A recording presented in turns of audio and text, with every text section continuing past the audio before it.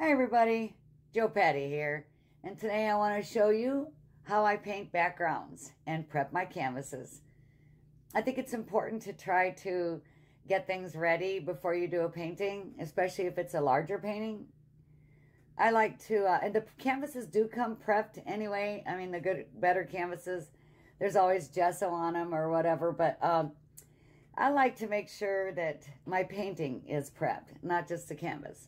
So here I'm pouring blue on here because, and it's just plain blue paint. There isn't anything mixed in there. Just a little bit of Floetrol though, just to help the paint move. But I want to prepare my canvases for a painting, even though, like I said, the canvas is already prepped. But to me, I just want to make sure that all those little cracks and crevices and those tiny little squares that are in the canvas are kind of covered. I want my paint to sink in, and I want it to look bright. I want my colors to be colorful. I want the colors to be in their true form. So here I'm taking a comb and I'm just spreading out the paint, and I spray some water on there too to try to just move the paint around the canvas so it can soak in everywhere, the edges and everything.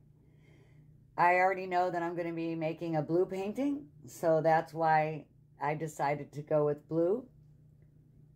And this is like a baby blue, just a light blue, just to kind of get it ready.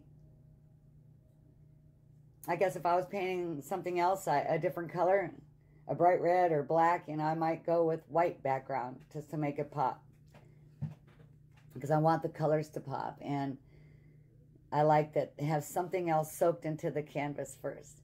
So while I'm doing this and mixing this paint in here, I kind of brainstorm. I start thinking about exactly what I want to do and how I want to do it, and what's my painting going to be like. Because I'm not really sure yet at this point. I just know that it's going to be blue or bluish or have blue in it.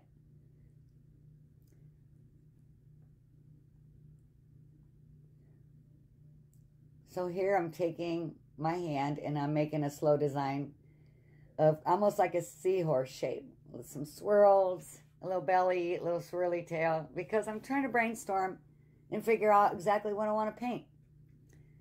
I'm not sure yet at this point, but I'm just playing with the paints.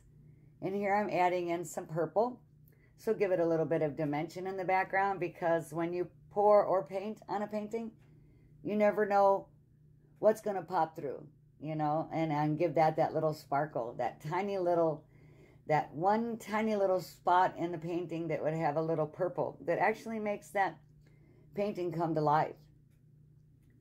So I'm just kind of smushing the purple in there, mixing it around,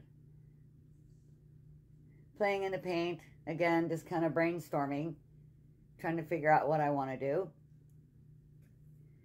And this is the beginning of the painting that I had called the Big Blue. Now here I'm just popping some bubbles with the blowtorch, because I want it to dry really good before I start painting. And when I was done with this, I waited till it was almost dry, and then I took a squirt ball of water and I sprayed. I wish I would have recorded this, but I didn't. But I sprayed the whole painting and wiped it with a rag. I sprayed the middle with water and then just wiped it with the rag towards the edges so that I would have a little bit more white in the middle, and kind of fade it out to the dark blue edges. All right, you guys, thank you for watching.